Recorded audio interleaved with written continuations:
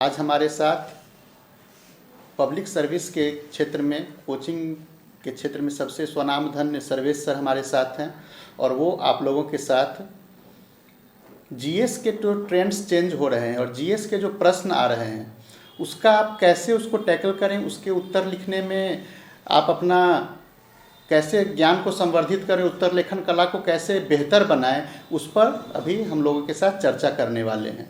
तो सर हम लोगों के साथ एक वार्तालाप के रूप में चर्चा करेंगे और अगर आपके प्रश्न होंगे तो उस प्रश्नों का भी जवाब दिया जाएगा। तो सर अभी 66 का प्रीलिम्स हो चुका है, तो अभी आप बच्चों को क्या कहना चाहेंगे? देखें, सबसे पहले जो मैं कहना चाहूँगा वह यह है कि प्रारंभिक परीक्षाएं हो चुकी हैं।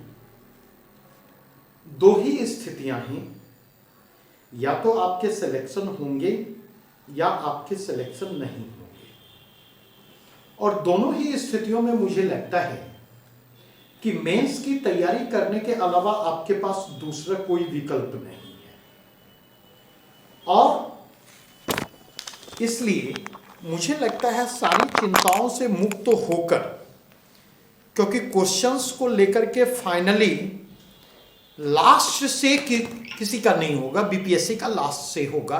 और मोटा मोटी जितने अगर आपने रिलायबल सोर्सेज से अपने प्रश्नों को मिलाया है तो मोटा मोटी स्कोर में 2-3 का वेरिएशन ही रहना है, इससे अधिक का फर्क नहीं पड़ेगा। कट ऑफ कमोबेश 1 से 2 क्वेश्चन के मार्जिन रहेंगे। जहां से भी आपने मिलाया है 5 से 6 प्रश्नों के डिफरेंसेज को निश्चित तौर पर आपको ध्यान में रखना चाहिए। अगर 97, 98, 96 से 98 कट ऑफ की संभावना बनती है जनरल के लिए, तो आपको मेंटली इस बात के लिए तैयार रहना चाहिए कि आपका स्कोर 104, 105 के आसपास अगर है तो उस स्थिति में आप नियर अबाउट 100% सेफ जोन में है, क्योंकि कितने भी फ्लैक्चुएशन होंगे 5-6 क्वेश्चन से ज्यादा के फ्लैक्चुएशन नहीं होंगे। तो ऐसी स्थिति में मुझे लगता है आप लोगों को अपने अपने मेंस की तैयारी शुरू कर देनी चाहिए। और जिस बात की संभावना है कि मार्च अप्रैल तक 66वीं मुख्य परीक्षा का आयोजन होगा, तो उस स्थिति में देखा जाए अगले 3 से 4 महीने जो आपके पास बचे हैं उनका प्रभावी तरीके से आपको इस्तेमाल करना होगा। सर अभी जो मेंस का एग्ज़ाम भी हुआ है 65वीं का, और उसके बाद जो बच्चों के बीच एक बहुत ज़्यादा चर्चा का विषय है कि क्वेश्चन का जो पैटर्न है वो लगातार बदलता जा रहा है जी। तो सर सबसे पहले आप इसी विषय से मेंस की तैयारी के लिए चेंजिंग पैटर्न ऑफ क्वेश्चन पे थोड़ा सा चर्चा करें, क्योंकि इनसे बच्चे लाभान्वित होंगे। देखिए, बीपीएससी के जनरल स्टडीज के स्पेसिफिक कंटेक्स्ट में अगर मैं बात करूं तो ऐसा नहीं है कि प्रश्नों के ट्रेंड में बदलाव जो है वो 66वीं मुख्य परीक्षा से दिख रहे हैं। अगर गौर हम करें तो अचानक कोई बदलाव नहीं होता प्रश्नों के ट्रेंड में।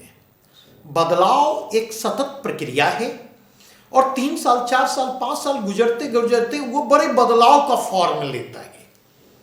आज जो मैं आपके साथ आज से जिस सेशन की शुरुआत कर रहा उस सेशन में अभी हर दिन जो है एक लाइव स्ट्रीम सेशन होना है। जैसे इन जनरल आज हमारी चर्चा जनरल स्टडीज पर होगी, आगे की चर्चा हम हिस्ट्री स्पेसिफिक होकर के करेंगे जनरल स्टडीज में, फिर हम पॉलिटी स्पेसिफिक होकर चर्चा करेंगे, इकोनॉमिक स्पेसिफिक होकर चर्चा करेंगे, ज्योग्राफी स्पेसिफिक होकर चर्चा करेंगे, साइंस एंड टेक स्पेसिफिक होकर चर्चा करेंगे, करेंट स्पेसिफिक होकर के चर्चा करेंगे। ये चर्चा अगले 5-6 दिनों तक चलनी है। और अगर एक ओवरऑल कंटेक्स्ट में बात करूं तो आप ये पाएंगे कि पिछले 4 मुख्य परीक्षाओं से प्रश्नों के ट्रेंड में यह बदलाव दिखाई पड़ा। जैसे एक छोटा सा एग्जांपल दूंगा, हिस्ट्री सेक्शन में अगर आप जाकर के देखें तो हिस्ट्री सेक्शन में पहले 4 प्रश्न पूछे जाते थे, 3 लिखने होते थे। लेकिन पिछले 3-4 मुख्य परीक्षाओं के दौरान अगर आप देखें तो हिस्ट्री सेक्शन से पूछे जाने वाले प्रश्नों की संख्या बढ़ा करके 6 कर दी गई। 2 से 3 क्वेश्चन ट्रेडिशनल नेचर के हैं और 3 से 4 क्वेश्चन जो हैं चेंज पैटर्न वाले हैं। और ऐसी स्थिति में देखें कई बार समस्या कहां पर आती है। समस्या आप देखें, आपको लगता है कि हिस्ट्री से तो बने मतलब प्रश्न जो है सेट पैटर्न पर उठा करके पूछे जा रहे हैं और हमें सेट पैटर्न पर आंसर लिख करके आने हैं, नंबर हमारे लिए श्योर है। आप जरा गौर करें, स्पेसिफिक इंडिकेट मैं करना चाहूंगा आपको। इस बार जो प्रश्न पूछे गए हैं 2.5 प्रश्न ट्रेडिशनल पैटर्न के हैं। 1857 के विद्रोह का कारण अगर पूछा गया है, उसके बिहार के कंटेक्स्ट में प्रभाव की बात की गई है, तो ये ट्रेडिशनल प्रश्न है। और मुझे लगता मैं या कोई भी कोचिंग वाला अगर यह क्लेम करता है कि यह प्रश्न हमारे गेस से रहा या यह प्रश्न हमारे क्लास नोट्स से पूछे जा रहे हैं, तब मैं कहूंगा यह निरर्थक का दावा है। कोई भी बीपीएससी की तैयारी करने वाला बच्चा 1857 के विद्रोह के कारण और परिणाम को वो तैयार करके जाता, बिहार के प्रभाव को तैयार करके जाता।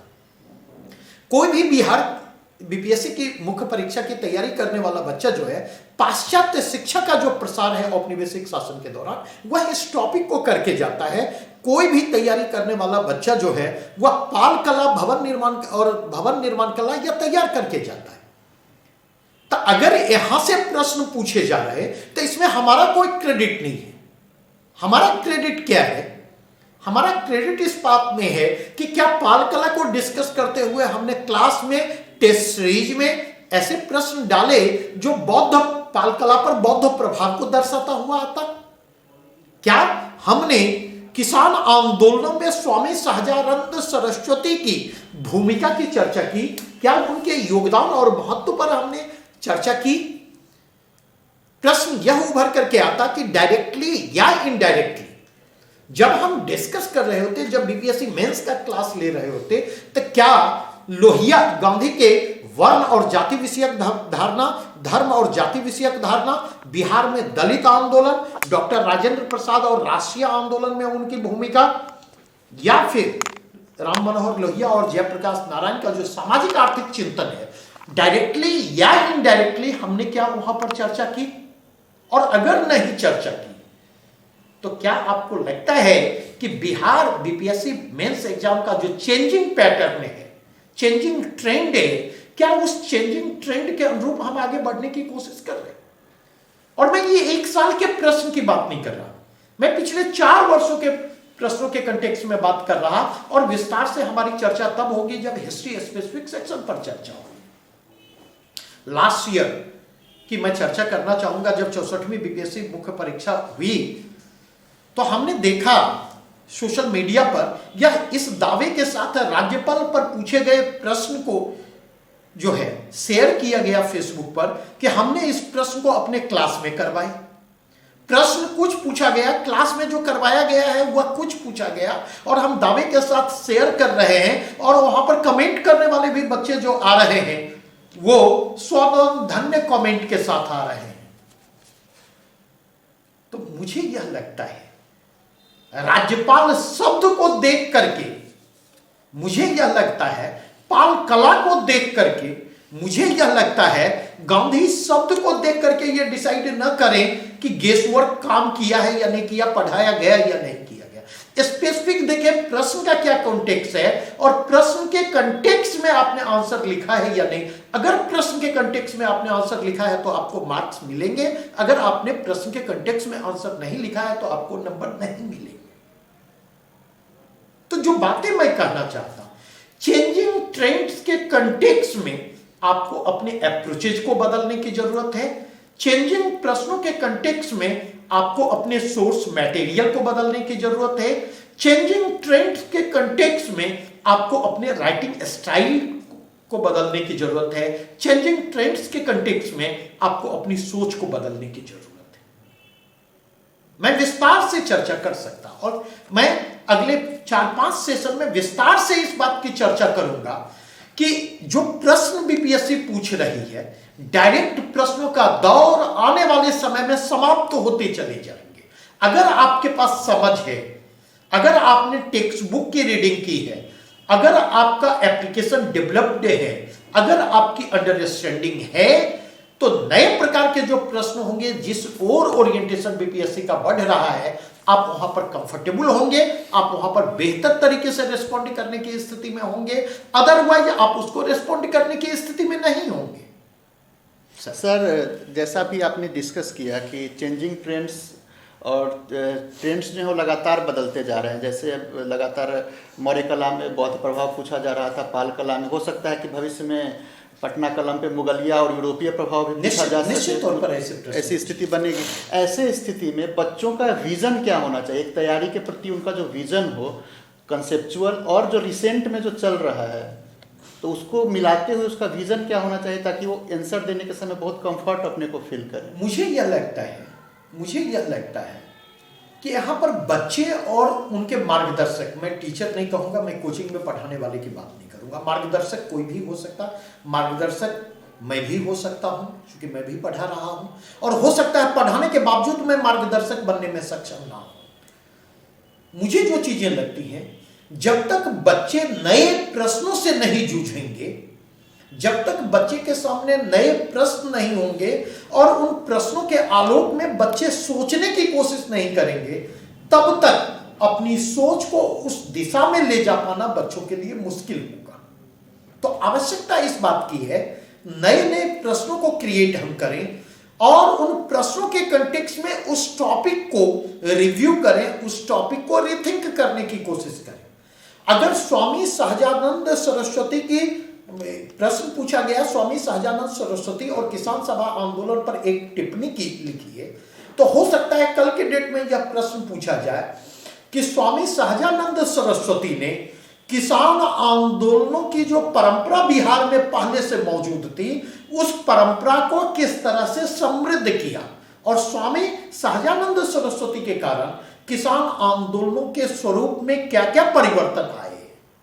तो सवाल यह उठता, अगर इस एंगल से हमने प्रश्न किया, प्रश्न यह उठा करके पूछा जा सकता कि मौर्य कला जो है स्वदेशी और विदेशी इन दोनों का विलक्षण मेल है। तो जब तक हमने विदेशी एंगल कहां कहां है और इस प्रश्न के कंटेक्स्ट में उसका इंटरप्रिटेशन किन किन रूपों में हो सकता, इसके लिए हम मेंटली तैयार नहीं है, इसके लिए हम सोचने के लिए तैयार नहीं है, तब तक हम इन प्रश्नों को रिस्पॉन्ड करने की स्थिति में नहीं। मैं छोटा सा एग्जांपल आपके सामने देना चाहूंगा, बहुत सुंदर प्रश्न है, पेपर 2 में आप जाकर के देखें, फिर मैं कहूंगा विस्तार से चर्चा स्पेसिफिक सेक्शन के क्रम में हमारी होगी। पेपर 2 में जो प्रश्न है, चाहे वो प्रश्न भारतीय कृषि के संदर्भ में पूछा गया हो, बिहार में कृषि उत्पादन और उत्पादकता को बढ़ाने के लिए क्या प्रैग्मेटिक मेजर्स होने चाहिए, व्यवहारिक उपाय होने चाहिए, प्रश्न यह है, या प्रश्न आर्थिक नियोजन के वर्तमान संदर्भ में फ्रेंकली अगर पूछे, तो मैंने भी यह उम्मीद नहीं की थी कि 2015 में नीति आयोग का गठन होता है योजना आयोग को की जगह पर, और मैंने ये उम्मीद नहीं की थी कि 2020 में जो है योजना के आयोजन की प्रासंगिकता से प्रश्न उठा करके पूछे जा सकते। लेकिन जब हम क्लास में डिस्कस कर रहे होते,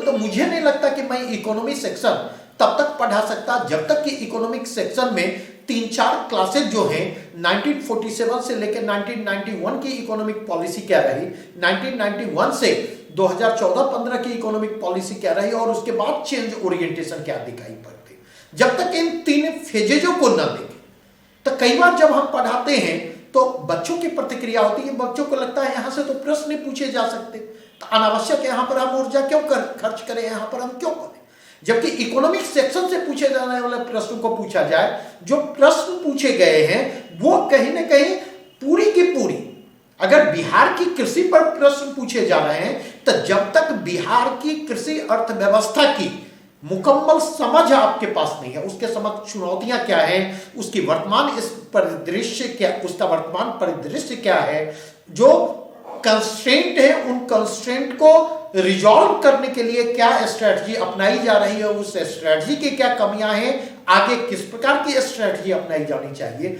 जब तक एक इंटीग्रेटेड व्यू आपका नहीं है, तब तक आप ऐसे प्रश्नों को हाफ हार्टेडली रिस्पॉन्ड करके आएंगे। तो मेरे कहने का यही मतलब है, मेरे कहने का यह मतलब है, प्रश्न वहां कुछ भी पूछे जा रहे, लेकिन जब हम उत्तर लिख रहे होते तो बैकग्राउंड में एक विजन काम करता है, बैकग्राउंड में एक अंडरस्टैंडिंग काम करती है, वह अंडरस्टैंडिंग प्रश्न को एक्यूरेसी के साथ बेटर तरीके से टैकल करने की स्थिति में हमें पहुंचाती है। सर, आपने बहुत अच्छी बात कही, बहुत मुकम्मल तरीक़ा से आपने समझाया कि विज़न हम कैसे डेवलप करें। अगर हम इस विज़न को हम बच्चों को डेवलप करना है तो उसके लिए सोर्स मटेरियल उनके पास अभी क्या होना चाहिए, और अभी जो समय है और इस समय को कैसे सदुपयोग कर सकते हैं अपने सोर्स मटेरियल के मामले में अपना ज्ञान संवर्धन। देखिए, सोर्स मटेरियल के कंटेक्स्ट में मैं 2-3 बातें कह सकता हूं। पहला सजेशन मेरा होगा, टेक्स्ट बुक पढ़ें। मतलब बीपीएससी का यह दुर्भाग्य है कि बीपीएससी में प्रारंभिक परीक्षा की प्रकृति कुछ ऐसी है कि वनडे एग्जाम देने वाले बड़ी संख्या में बच्चे प्री क्वालिफाई करते हैं, जिनके मेंस का कोई बेस नहीं होता। सब्जेक्टिव जो विषय वस्तु की जो समग्र समझ है, और उस समग्र समझ के लिए जो व्यापक रीडिंग की आवश्यकता होती, वो व्यापक रीडिंग नहीं होती। और इसका परिणाम यह होता कि मेंस देने वाले कम से कम आधे बच्चे की बात मैं कर रहा, 60% बच्चे, 70% बच्चे जो हैं, जब प्री क्वालिफाई कर जाते, तो उस स्थिति में जब हम लोग मैट्रिकुलेशन में थे उस समय एटम बम और हाइड्रोजन बम आया करता था। बस इतने छोटे लिफाफे में बंद होता था और वो 40 से 50 पेज का होता था। चोरियां चलती थी और लोग उनको लेकर के वहां पर जाया करते थे। तो अगर आप देखें तो आज भी उसी तरह के एटम बम, हाइड्रोजन बम, या अब तो नैनो टेक्नोलॉजी का जमाना आ गया है, बच्चे उसी तरह के छुटका मटेरियल को ढूंढते हैं और उसी छुटके मटेरियल से उनको लगता है हम बीपीएससी क्वालिफाई कर सकते। बंधु, बीपीएससी के ट्रेंड जिस तरह से चेंज हो रहे हैं, उसके लिए टेक्स्ट तक आपको पहुंचना होगा। Text, guide, passport, guest paper में एक बेसिक डिफरेंस होता है। टेक्स्ट में अगर आप जाकर के देखें तो केवल जो कहा जाता है वह केवल शब्दों के जरिए नहीं कहा जाता।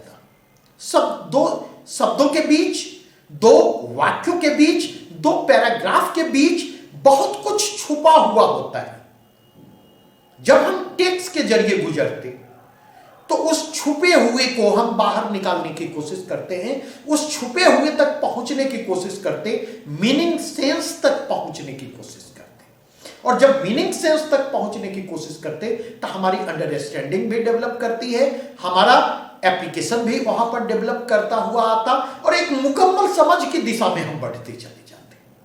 आप अगर गौर करके देखें, एनसीईआरटी आप जितनी बार पढ़ेंगे, जितनी बार एनसीईआरटी पढ़ेंगे, एनसीईआरटी में उतनी बार नई चीजें हमें दिखाई पड़ती है, नई चीजें मिलती हैं। आज भी अगर, जबकि पिछले 2.5 दशकों से एनसीईआरटी पढ़ रहा हूं, लेकिन आज भी एनसीईआरटी पलटता हूं तो पता चला कोई एक नया, अचानक से किसी शब्द पर दिमाग गया, वहां से एक नए इंटरप्रिटेशन उभर कर सामने आते। आप अगर देखें तो बीपीएससी मेंस के लिए जो बीपीएससी सीरीज की हमारी पुस्तकें हैं, 5 वॉल्यूम में हैं, देख करके आपको डर लगेगा क्योंकि लेंदी हैं। और लेंदी इसलिए है क्योंकि टेक्स्ट बुक के अप्रोच से वो बुक लिखी गई है, वो गाइड बुक नहीं है। ना तो आप हमारे क्लास में हमें रट करके आप जा सकते, ना हमारे क्लास नोट्स को रट करके आंसर लिख सकते, ना हमारी बुक को रट करके लिख सकते। आप हमें समझ सकते हैं, अंडरस्टैंडिंग हमारे माध्यम से, हमारे सोर्स के माध्यम से, हमारी बुक के माध्यम से डेवलप कर सकते, एप्लीकेशन डेवलप कर सकते हैं। और अगर यह अंडरस्टैंडिंग एप्लीकेशन डेवलप्ड है तो मैं आपको भरोसा दिलाता हूं, प्रश्न कुछ भी पूछे जाए एग्जामिनेशन हॉल में, आप उन प्रश्नों को टैकल करने की स्थिति में होंगे।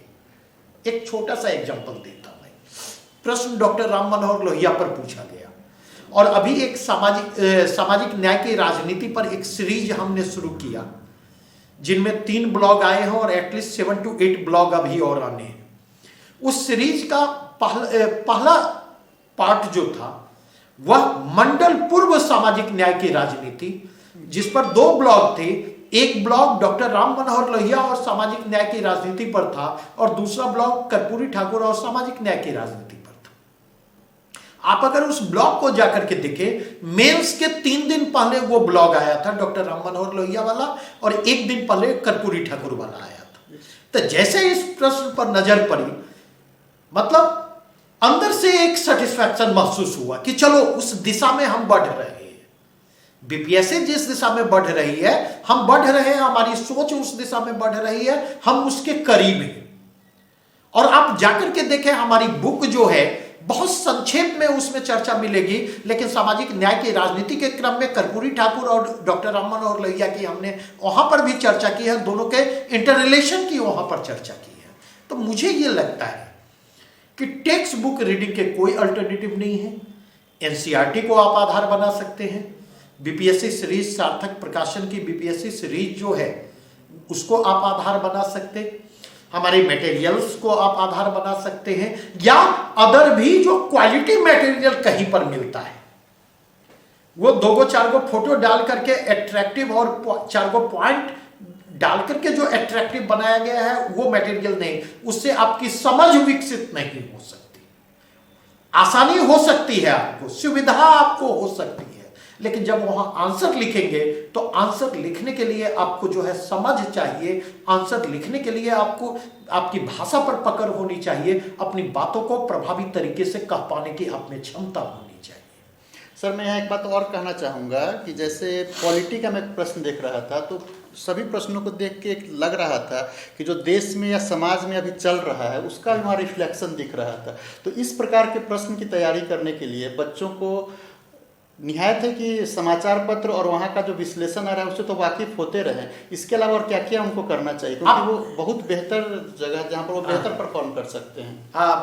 रोशन जी, मैं कहूँगा इसके कंटेक्स्ट में बस छोटे छोटे टर्म विस्तार से सेक्शन वाइज इशू को जब हम डिस्कस करेंगे वहां विस्तार से चर्चा करेंगे।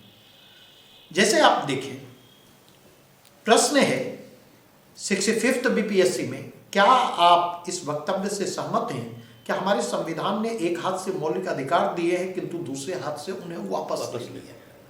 आप अगर देखें, फ्रीडम ऑफ स्पीच को लेकर के लगातार विवाद चल रहा है, फ्रीडम ऑफ रिलीजन को लेकर के लगातार विवाद चल रहा है, राइट टू लाइफ को लेकर के लगातार विवाद चल रहे हैं, और उसके कंटेक्स्ट में रीजनेबल रेस्ट्रिक्शन की चर्चा आती है।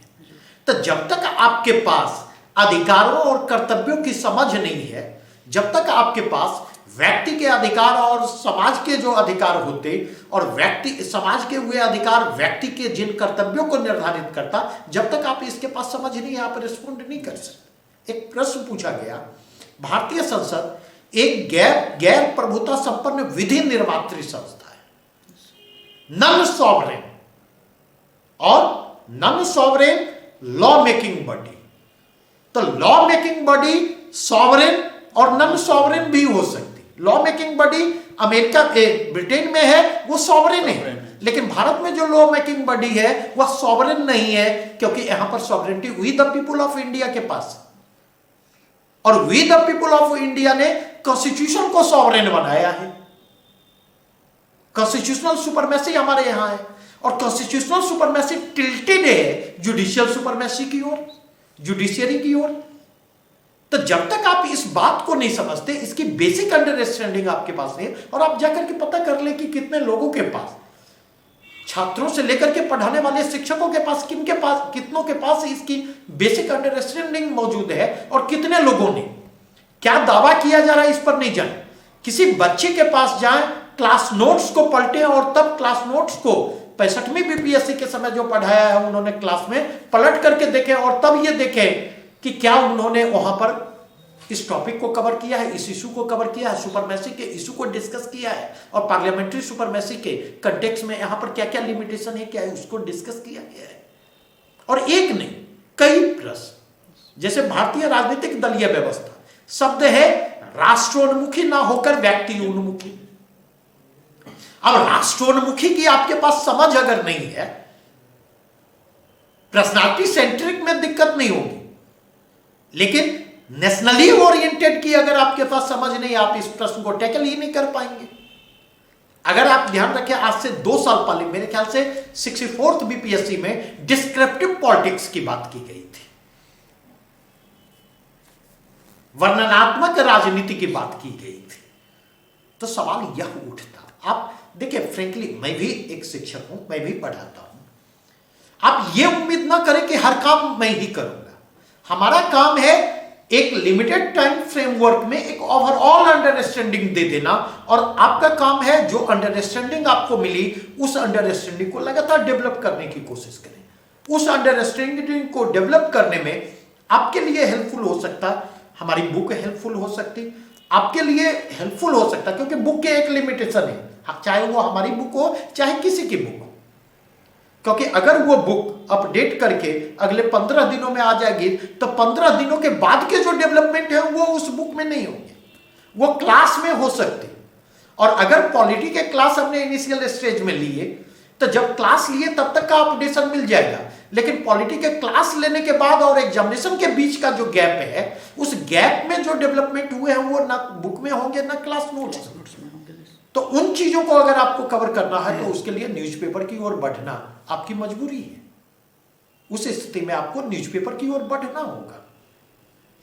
सर, बच्चों के साथ एक और समस्या आती है, जब वो परीक्षा हॉल से मेंस दे के निकलते हैं तो उस समय कहते हैं कि मैंने इतना पेज भर दिया, इतना लिख दिया, इतना आंसर लिखा, बहुत बेहतर लिखा, लेकिन जब मार्क्स आते हैं तो उनके मार्क्स बहुत कम रहते हैं। तो आपके विचार से यहाँ समस्या कहाँ आ रही है? मैं यहाँ पर कहना चाहूंगा, एग्जामिनर आपको मार्क्स देगा उस चीज के लिए नहीं जो आप जानते हैं और लिख करके आए हैं। एग्जामिनर मार्क्स उस चीज के लिए देगा जिसके बारे में प्रश्न में पूछा गया है। अगर आप उसको रेस्पॉन्ड कर रहे हैं तो आपको नंबर मिलेंगे, अगर रेस्पॉन्ड नहीं कर रहे हैं आपको नंबर नहीं मिलेंगे। जैसे यहाँ के एक छोटा सा एग्जांपल मैं दूंगा। अभी मुझे लग रहा है ये बात नवंबर में 22 या 23 नवंबर के आसपास की होगी।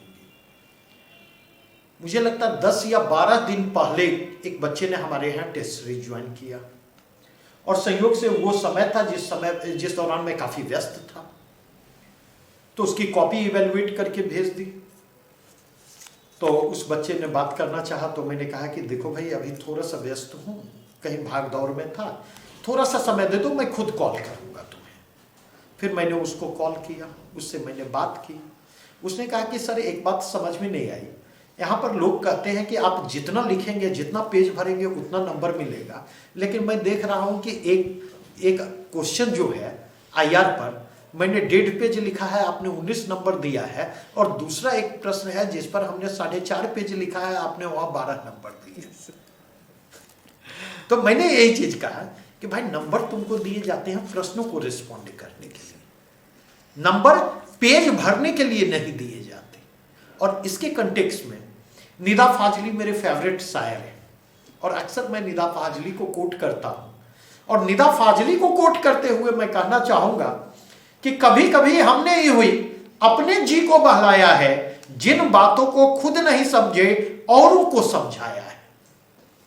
कभी कभी हमने ही हुई अपने जी को बहलाया है, जिन बातों को खुद नहीं समझे औरों को समझाया है। आप अगर जाकर के देखें तो मतलब आत्मश्लाघा या सेल्फ प्रेज में हमारा विश्वास नहीं है, और थोड़ा सा मैं सहज भी नहीं महसूस करता।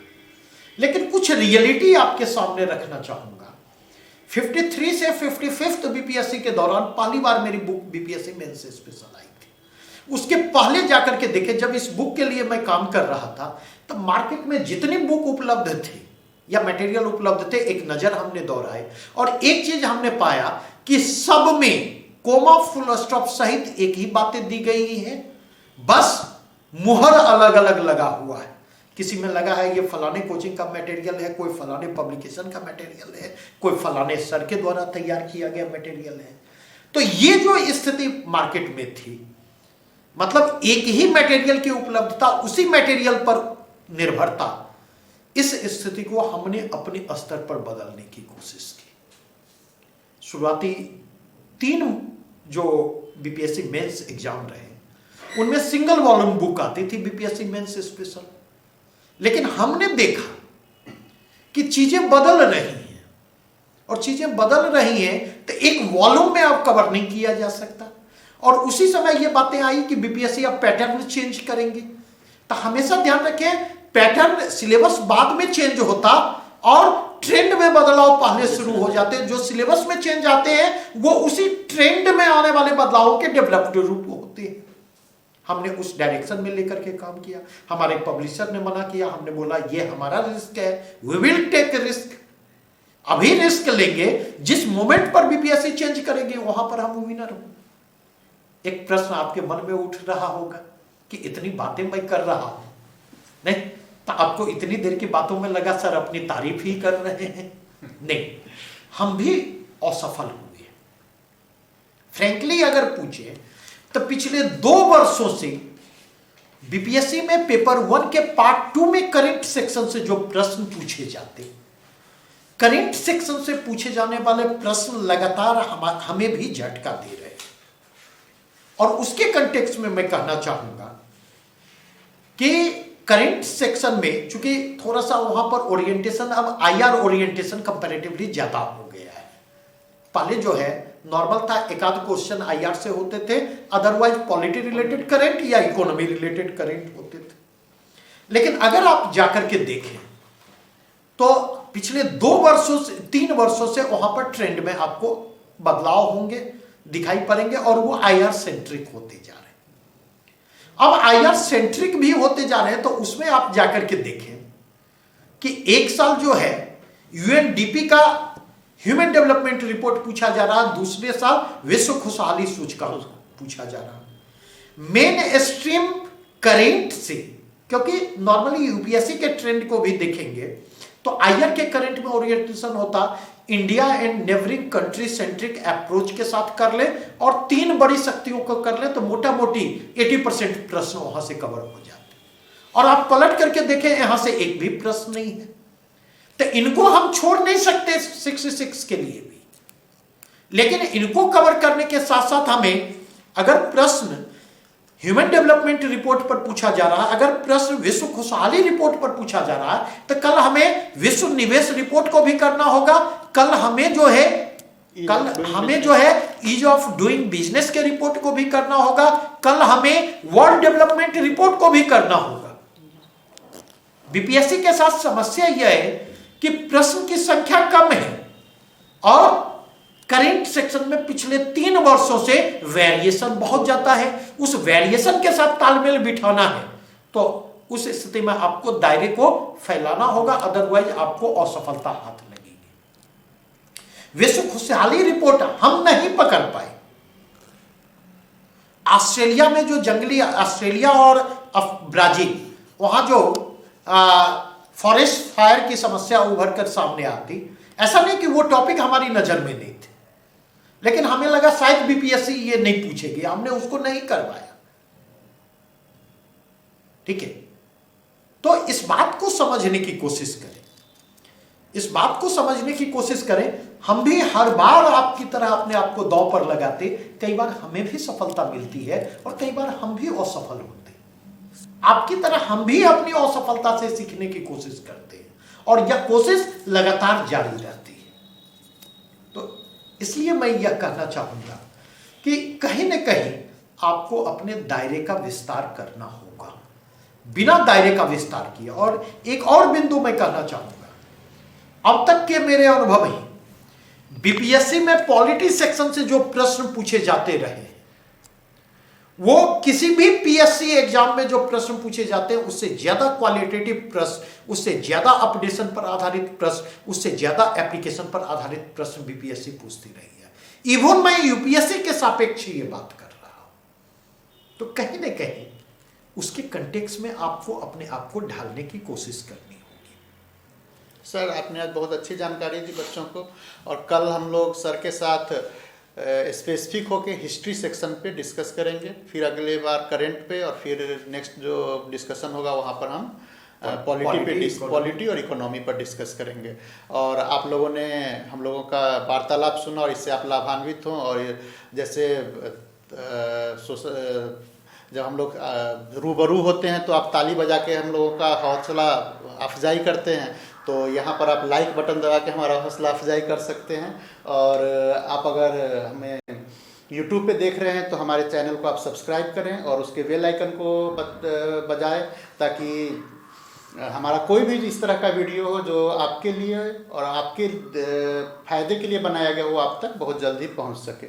तो सर को मैं धन्यवाद देता हूं, सर ने अपना कीमती बहुत समय हम लोगों को धन्यवाद, दिया। और आप सबों को धन्यवाद भी, और भविष्य के लिए शुभकामनाएं भी, एक संदेश के साथ। और संदेश मेरा यह रहेगा कि आप अगर मुझसे लाभान्वित होना चाहते तो इसके लिए कोई जरूरी नहीं है कि आप हमारे कोचिंग को ज्वाइन करें, आप हमारे क्लासरूम को ज्वाइन करें। मेरे जैसा आदमी 24/7 उपलब्ध है, लेकिन मेरा लाभ उठाने के लिए जरूरत होगी कमिटमेंट लेवल की, जरूरत होगी सिंसियरिटी की, जरूरत होगी मुझ में भरोसे की। प्रत्यक्ष रूप से मिले बिना भी YouTube चैनल के जरिए आप लाभ उठा सकते, प्रत्यक्ष रूप से जुड़े बिना भी, चूंकि मैं लगातार ब्लॉगिंग करता हूं, आप मेरे ब्लॉग से जुड़ करके उसका लाभ उठा सकते, प्रत्यक्ष रूप से जुड़े बिना भी सोशल मीडिया के जरिए कनेक्टेड होकर के आप हमसे लाभान्वित हो सकते, मैसेंजर के जरिए आप अपनी क्वेरी को दे सकते हैं। पर्सनली अगर आप जरूरत महसूस करें, पटना हो, दिल्ली हो या कहीं भी हो, तो पर्सनली आप मुझसे मिल करके आप अपनी समस्याओं को डिस्कस कर सकते हैं। सर आपका संदेश एक और प्रश्न को उठाता है। मैं अक्सर बच्चों से बात करता हूं तो कहते हैं कि मैं सर्वेश सर से डरता हूं, उनका खौफ है, तो सर इसको थोड़ा सा क्लियर करें, बच्चे आपसे मिलें, आपके पास आए। देखिए मेरी समझ यह कहती है, और अगर मुझसे पूछे तो मैं भी डरता हूं, लेकिन मैं आपसे नहीं डरता, अपने आप से डरता। और डर जो है वो कोई नकारात्मक चीज नहीं है।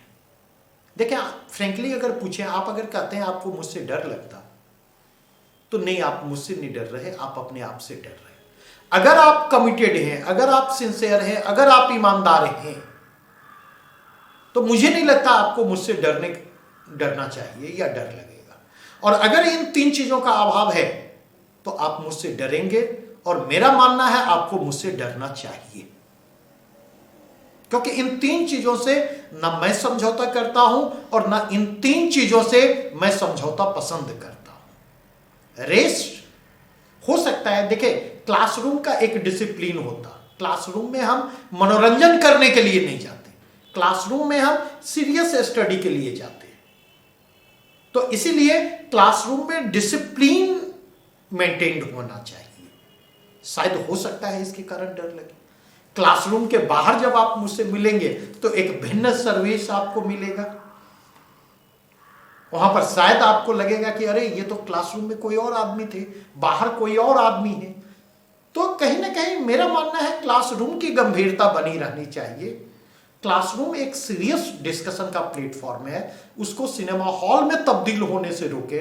और अगर क्लासरूम में मनोरंजन के लिए जाते तो ज्यादा बेहतर है। बहुत सारे प्लेटफॉर्म पटना के अंदर भी मौजूद हैं।